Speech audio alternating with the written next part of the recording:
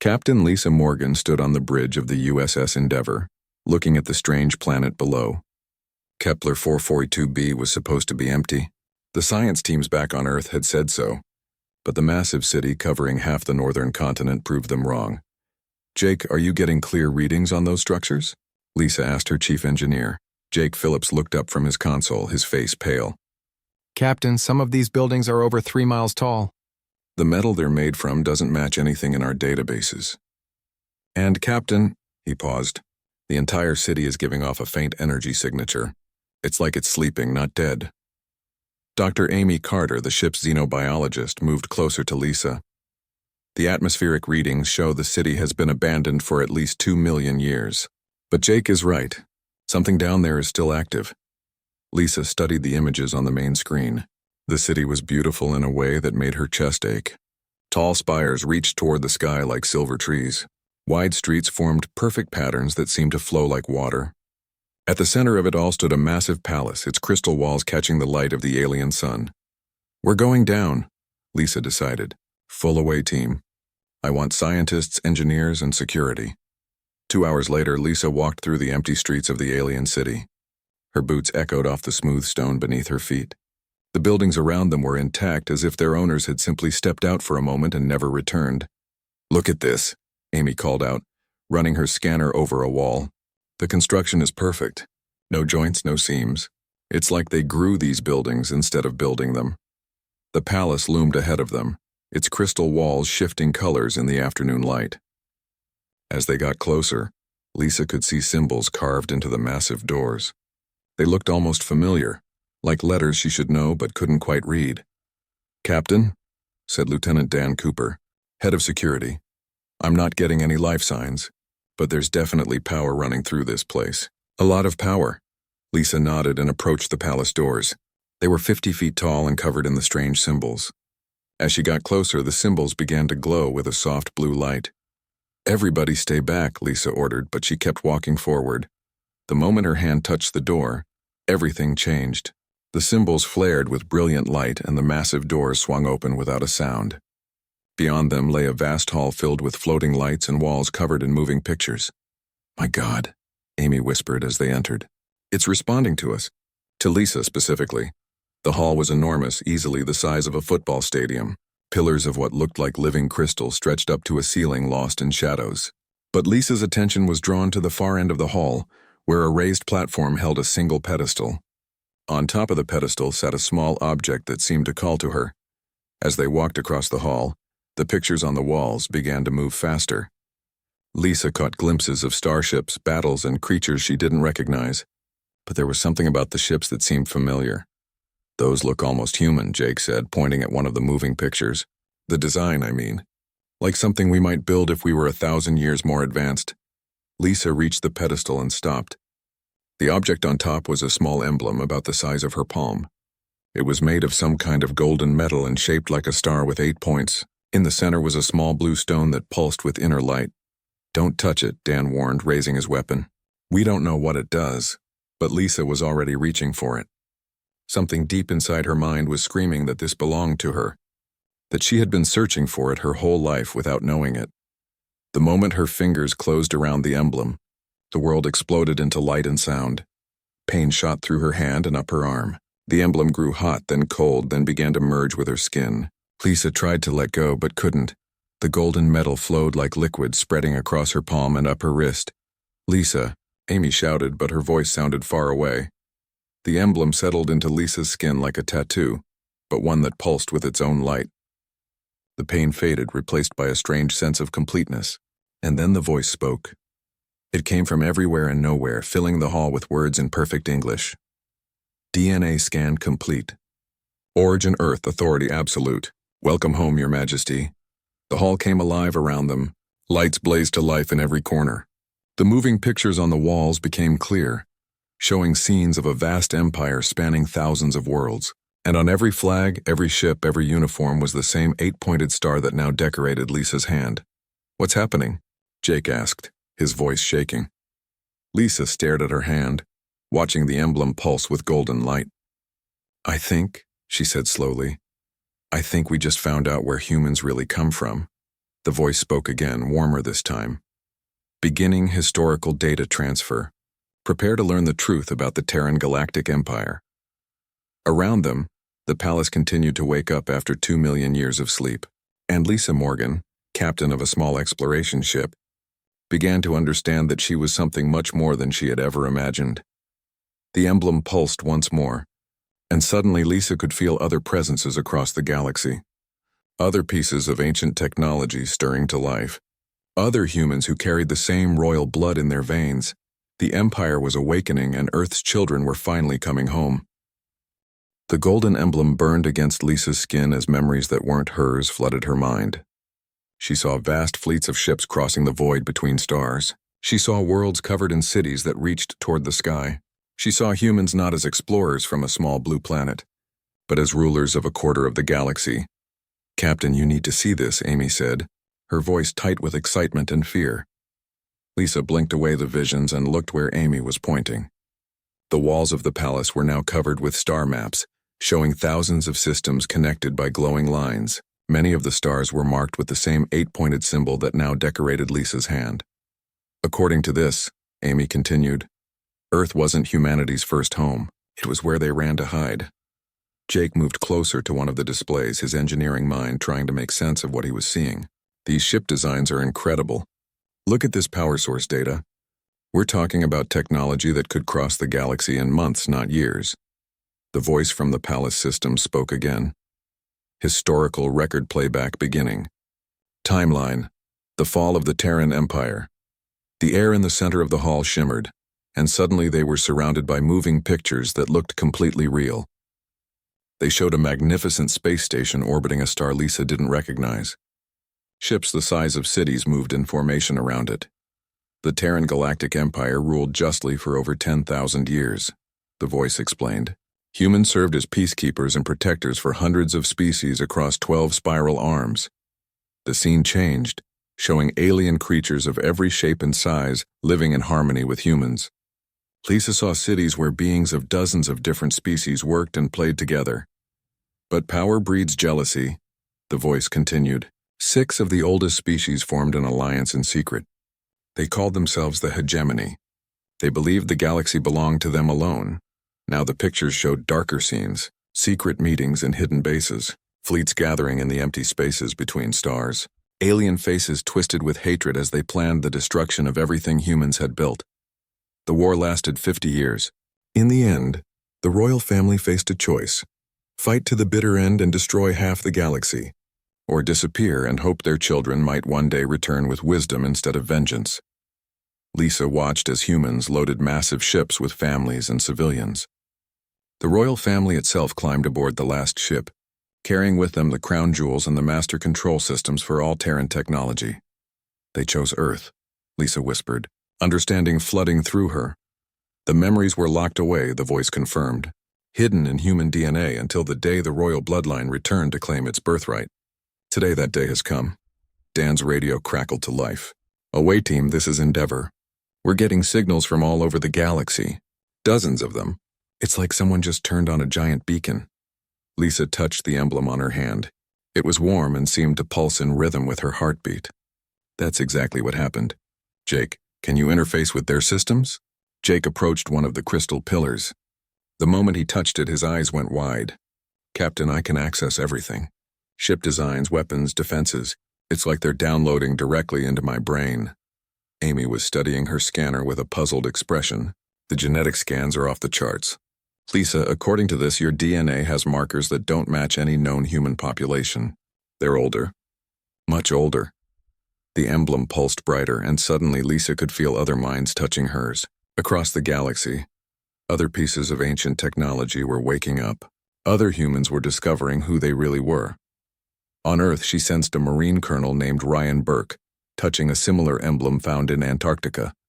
In the asteroid belt, a mining engineer named Helen Foster was standing in a hidden facility that had just revealed itself.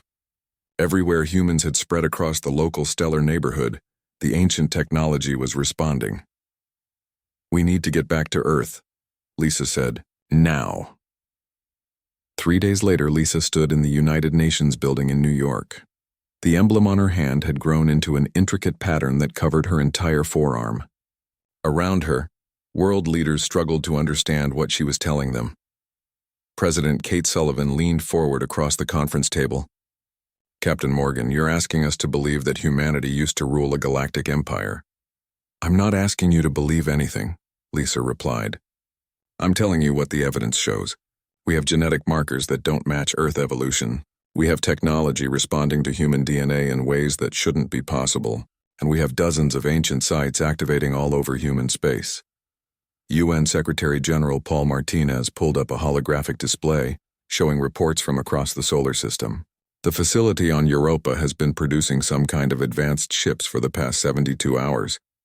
The structure on Mars is broadcasting in languages we don't recognize. And something near Pluto just built itself out of what looked like empty space." Lisa nodded. "The Empire's automated systems are coming online. They've been waiting for us to find them. But why now?" Kate asked. "Why not 100 years ago or 1,000? "Because we weren't ready," Lisa said simply. "The royal family programmed the systems to activate only when humanity had spread to the stars on their own. When we proved we could explore and discover without conquest. When we showed we had learned from our ancestors' mistakes." Helen Foster's voice came through the communication system from the asteroid belt. "President Sullivan, you need to see what we found out here. The shipyards are massive. They could build a fleet to defend our entire solar system." Ryan Burke reported in from Antarctica. "The base here is showing me tactical information about something called the hegemony. Ma'am, I think they're still out there, and I think they're not going to be happy that we're back." Lisa felt the truth of his words through the emblem. Somewhere across the galaxy, alien sensors were detecting the reactivation of Terran technology. Ancient enemies were stirring, realizing that their greatest fear had come to pass. The humans had returned. Paul Martinez stood up slowly. "Captain Morgan, if what you're saying is true, then we're not just explorers anymore. We're the heirs to a galactic empire." Lisa looked around the room at the faces of Earth's leaders. She could see fear there, but also determination. Humanity had always been at its best when facing the impossible. "Yes," she said, "and our enemies are already on their way." Outside the windows of the UN building, the first of the new ships rose into the sky. They were beautiful and terrible, built from designs that had once protected 1,000 worlds. The Terran Empire was awakening, and its children were ready to reclaim their birthright. The emblem pulsed once more, and Lisa smiled grimly. The next phase of human history was about to begin. Supreme Chancellor Vex-High of the Hegemony Council stood before the great viewing screen in his command center, watching the reports flood in from across the galaxy. His forearms trembled with rage as he read each message. "Terran technology active on 17 different worlds," his aide reported, trying to keep the fear out of his voice. "The signals match historical records from the old empire." Vex-High's scaled face twisted into what his species used for a snarl. "Impossible. We destroyed them all. We made sure they could never return. Sir, the signals are definitely Terran. The technology signature is unmistakable. For 2 million years, the hegemony had built their power on one simple truth. They had defeated the greatest empire the galaxy had ever known. The humans were gone, their technology destroyed, their bloodline scattered to the void. That victory had made the 6 hegemony species the undisputed rulers of known space. Now that foundation was cracking. "Send immediate orders to all border fleets," Vex-High commanded. "Find these signals. Destroy whatever is making them, and if you find any humans alive, kill them all." Meanwhile, near the edge of human space, Captain Lisa Morgan stood on the bridge of her new ship. The USS Endeavour had been replaced by something the ancient systems called a royal cruiser. It was 3 times the size of her old ship and built from materials that seemed to drink in starlight.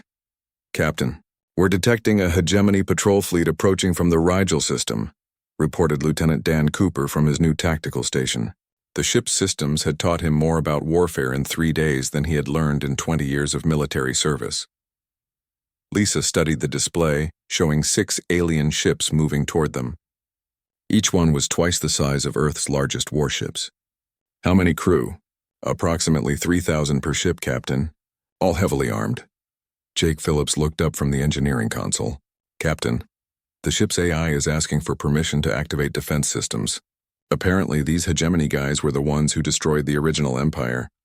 Lisa felt the emblem on her arm grow warm. Through it, she could sense the awakened technology across human space, all of it focused on this moment. This would be the first time in 2 million years that humans faced their ancient enemies. "All stop," she ordered. "Let them come to us." The hegemony ships approached in battle formation, their weapons already charging.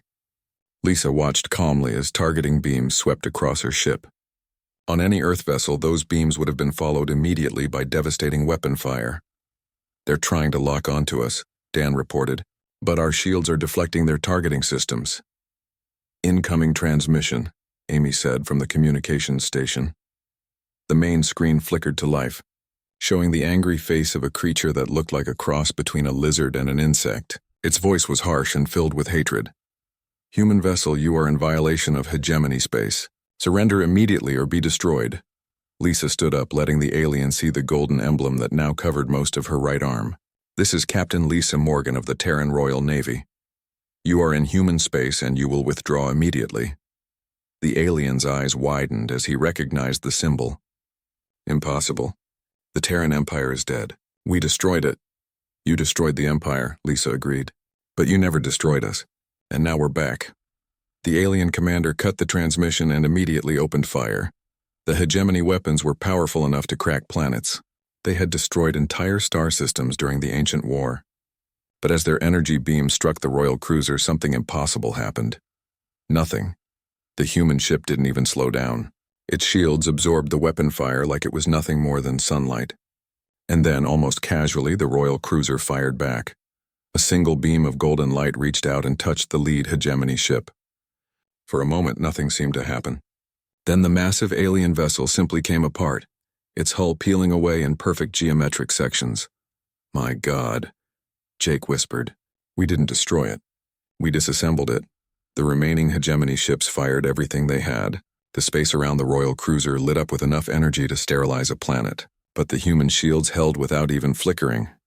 "Captain," Dan reported, his voice amazed, "our weapon systems are showing 5,000 different targeting options, and that's just for non-lethal attacks." Lisa watched the alien ships continue their desperate assault. Show them what Terran mercy looks like. The royal cruiser's next attack was different. Instead of destroying the enemy ships, it simply turned off their weapons and engines. 5 massive warships became helpless hulks drifting in space. "Broadcast on all frequencies," Lisa ordered. "Tell them this: the Terran Empire has returned. Those who wish peace will find it.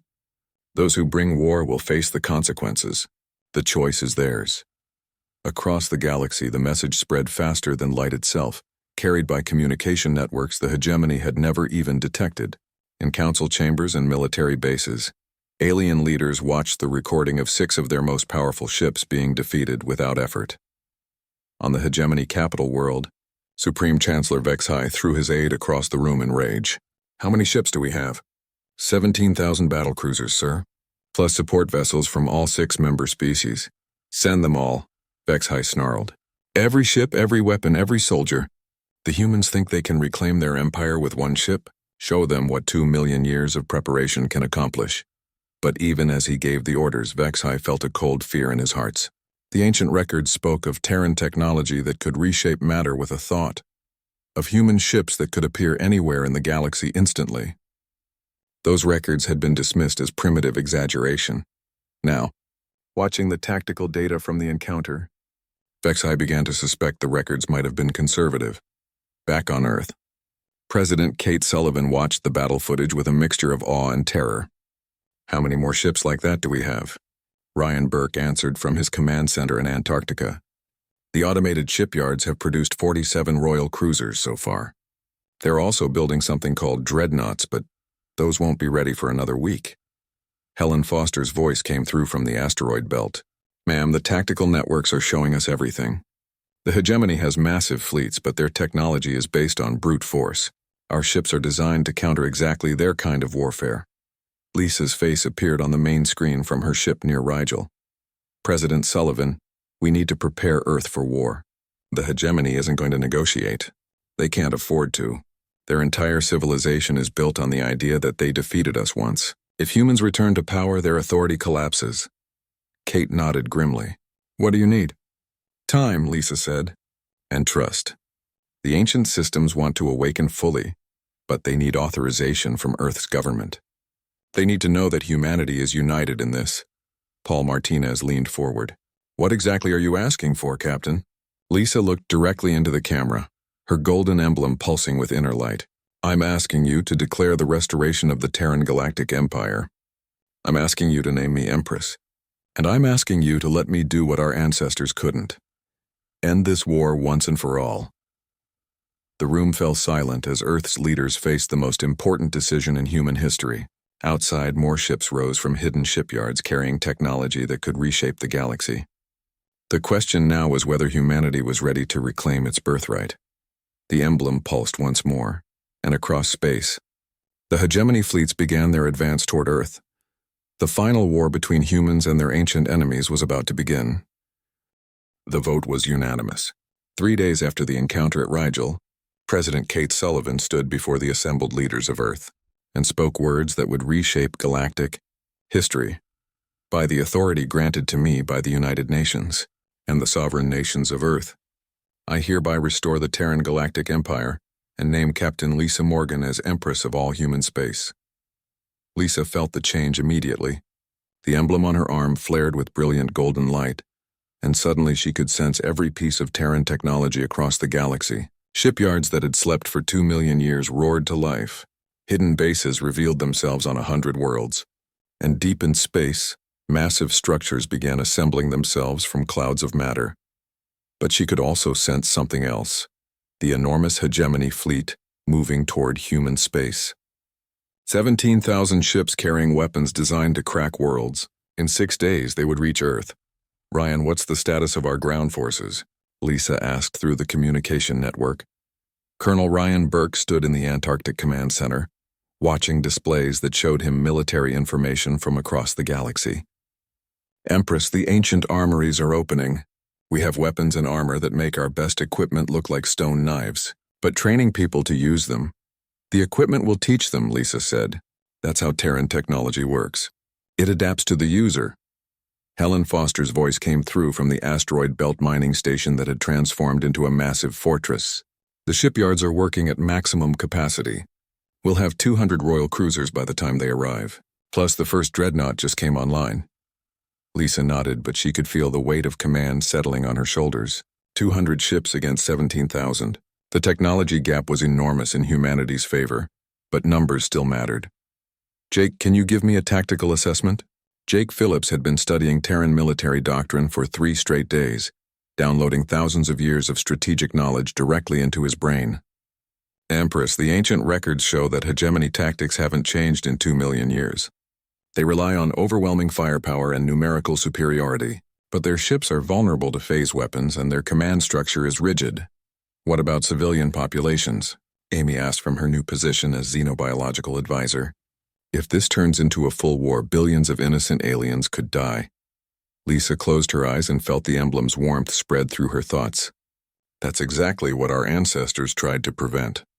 Amy, can you access the diplomatic archives? Find out which species joined the hegemony willingly and which were forced. 3 days later, Admiral Steve Collins stood on the bridge of the TES Sovereign, humanity's first operational dreadnought. The ship was 15 miles long and carried enough firepower to sterilize entire solar systems. But Steve hoped he wouldn't need to use most of it. Sir, we're detecting the hegemony advance fleet entering the Proxima Centauri system, reported his tactical officer. 200 ships moving in standard battle formation. Steve studied the display showing the alien vessels. Each one was a kilometer long and bristling with weapons. In any previous human conflict, they would have been unstoppable. Today, they were about to discover how much the galaxy had changed. All ships, this is Admiral Collins. Engage at maximum range. Show them what Terran engineering can do.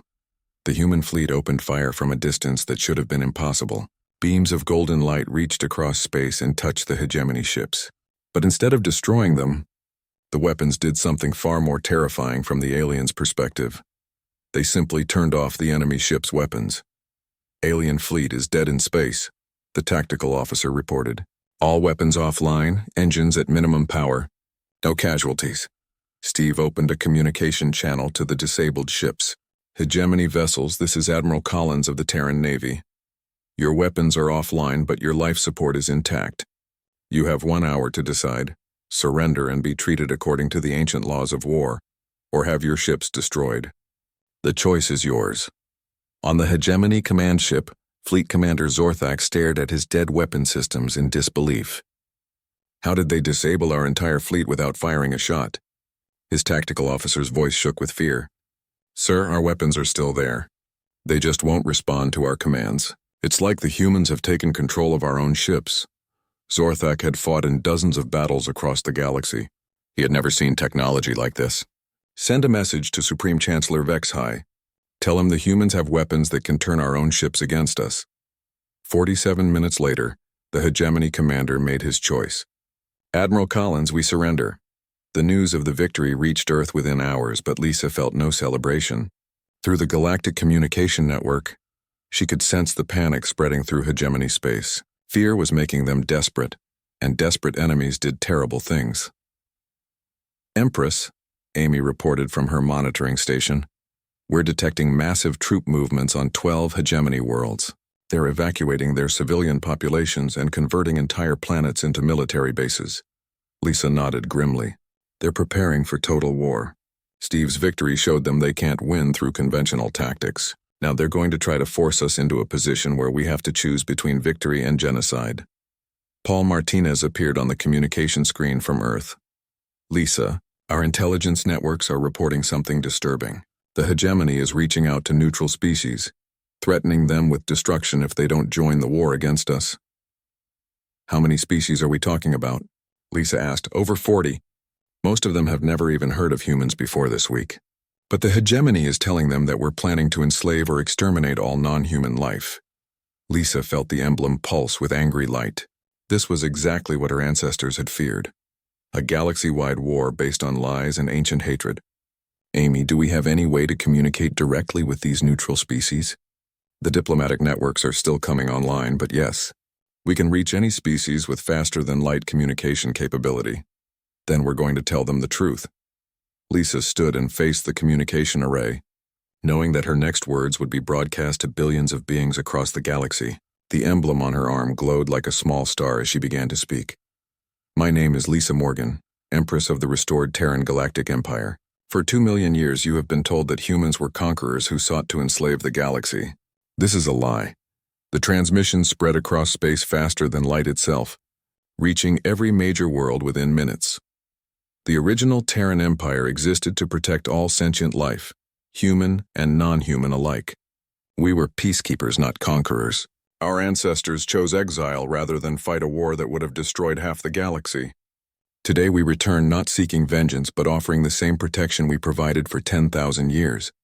On dozens of worlds, alien leaders watched the human empress and saw something they hadn't expected: sincerity. The Hegemony offers you a choice between slavery and death.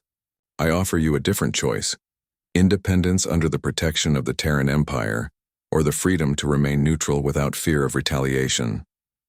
Judge us by our actions, not by the lies of those who destroyed the last great peace this galaxy has known. Lisa ended the transmission and turned to her staff. Now we wait and see how many of them believe us. Ryan's voice came through the communication system. Empress, long-range sensors are detecting the main Hegemony fleet. They'll be here in 36 hours. Lisa looked out at the stars and felt the weight of 2 million years of history pressing down on her. Tomorrow would determine whether humanity reclaimed its place among the stars, or whether the galaxy burned in the fires of an ancient hatred. The emblem pulsed once more, and Lisa made her choice. Recall all our ships to Earth.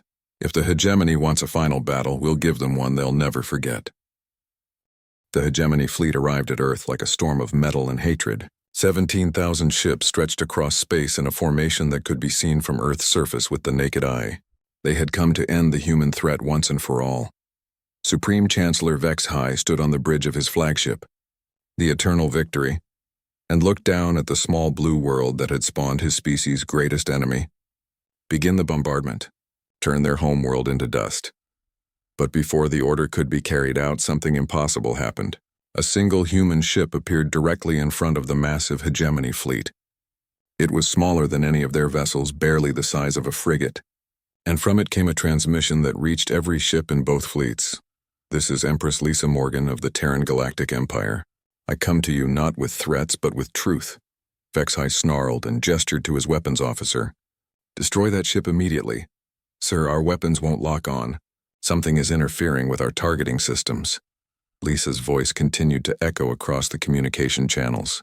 For 2 million years you have built your civilization on a lie.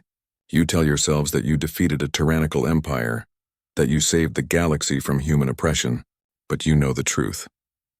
On the bridge of the eternal victory, Vexhai's aide quietly pulled up the classified historical records. The real records that only the highest levels of hegemony leadership were allowed to see. The Terran Empire was not built on conquest, Lisa said. It was built on protection. For 10,000 years, humans served as peacekeepers for over 400 species. We stopped wars, prevented genocides, and protected the weak from the strong.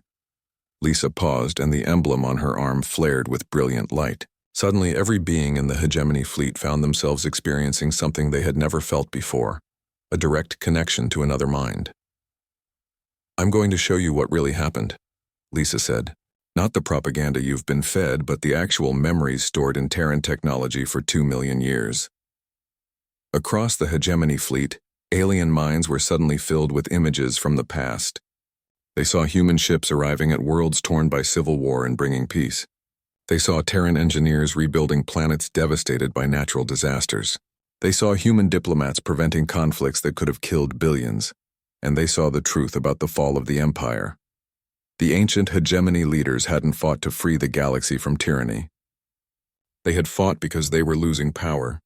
As more species joined the Terran Empire voluntarily, the old power structures were crumbling. The war had been started not by humans but by aliens who couldn't accept a universe where might didn't make right. You were never our enemies, Lisa said, her voice now reaching directly into their minds. You were our responsibility, and we failed you. Vexhai struggled against the mental connection, but found himself reliving memories that his own species had hidden for millennia. He saw his ancestors begging for Terran protection from raiders. He saw human ships arriving to drive off the attackers. He saw the gratitude in ancient alien eyes as humans offered technology and knowledge freely. But we can't change the past, Lisa continued. We can only choose what happens next. The mental connection faded, leaving the hegemony fleet in stunned silence. Many of the alien crews were openly weeping as they processed the truth about their own history. You have a choice, Lisa said. You can continue this war and watch billions die for the sake of ancient pride. Or you can join us in building something better. Vexhai found his voice at last. Even if what you say is true, we cannot simply surrender. My people, all our people. They have been raised to see humans as the ultimate enemy. They will never accept Terran rule. Then don't, Lisa said simply. The response was so unexpected that it took Vexhai several seconds to process it. What? I'm not asking you to surrender. I'm not asking you to accept human rule. I'm offering you something different. Partnership. Lisa's ship moved closer to the hegemony flagship, and as it did, it began to change. The hull opened like a flower, revealing a crystal chamber large enough to hold representatives from every ship in both fleets. I'm proposing a new galactic council, Lisa said. Not ruled by humans, but guided by the principles that made the original empire great. Protection for the weak, justice for all species, and the understanding that diversity makes us stronger, not weaker. One by one, ships from both fleets began to approach the crystal chamber. The first to arrive was a hegemony vessel commanded by General Korthvas, a hardline militarist who had spent his entire career preparing for war with humans. As his shuttle entered the chamber, Korthvas expected to find himself facing a conqueror. Instead, he found a woman who looked tired and sad, surrounded by displays showing every inhabited world in the galaxy. General, Lisa said, standing to greet him. Thank you for coming. Korthvas studied the human empress, noting the golden emblem that covered her arm and the way it pulsed with inner light. You could have destroyed my fleet. Why didn't you? Because destroying you wouldn't solve anything, Lisa replied. My ancestors tried that approach. They fought until the galaxy nearly burned, and in the end, everyone lost. More shuttles arrived, bringing representatives from dozens of species. Many were former enemies who had been trying to kill each other just hours before. But in the presence of the emblem, old hatred seemed less important. Amy Carter, now serving as Lisa's chief advisor on non-human relations, approached the group. The genetic and cultural analysis is complete. We've identified 12 species that were forced into the hegemony against their will, and 23 others that joined only because they were afraid of being conquered.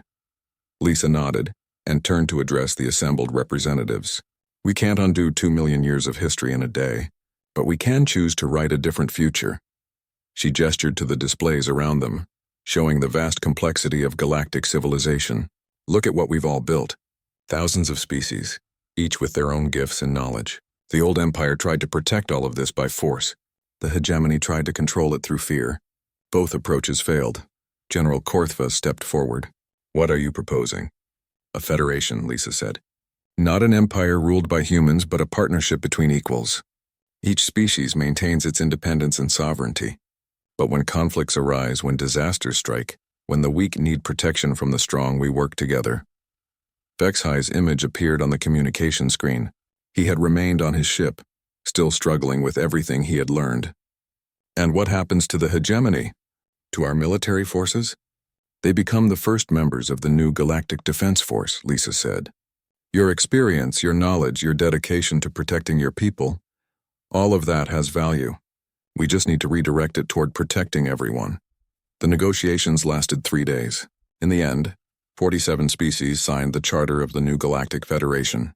The hegemony military structure was transformed into a peacekeeping force. Ancient territorial disputes were resolved through arbitration rather than warfare. Not everyone agreed. Several extremist factions on both sides rejected the new order and fled to the galaxy's outer rim. But for the first time in 2 million years, most of known space was at peace. 6 months later, Lisa stood in the gardens of New Geneva on Earth, watching children from a dozen different species play together under alien suns. The emblem on her arm had settled into a quiet golden glow, no longer pulsing with the urgent need for action. Jake Phillips approached, now serving as the Federation's chief technology officer. The integration is going better than expected. Terran technology is adapting to alien needs faster than we projected. Amy joined them, carrying reports from across the galaxy. Peaceful contact has been established with 17 new species in the past month. The exploration fleets are finding wonders we never imagined. Lisa smiled, feeling truly relaxed for the first time since touching the emblem. Our ancestors would be proud. Empress, Ryan's voice came through the communication system. We're receiving a priority transmission from the Outer Rim. It's from one of the extremist groups. Lisa's expression grew serious. Put it through. A scarred alien face appeared on the screen, one of the hegemony hardliners who had rejected the peace. Human Empress, you may have convinced the weak to join your new empire, but there are still those of us who remember what you really are. This war is not over. Lisa looked directly into the camera, and for a moment the emblem flared with the power that had once ruled a quarter of the galaxy. Then let me remind you of something else about humans. We don't just fight wars, we win them, and we protect what we've built. The transmission ended and Lisa turned back to watching the children play. There would always be those who chose hatred over hope, violence over peace. But for the first time in galactic history, they were outnumbered by those who believed in something better. The Terran Galactic Empire was dead. In its place stood something new, a federation built on choice rather than conquest, on partnership rather than domination. And at its heart, the emblem pulsed with a quiet satisfaction, knowing that humanity had finally learned the lesson their ancestors had died trying to teach. The galaxy belonged to everyone. Humans were just there to make sure it stayed that way.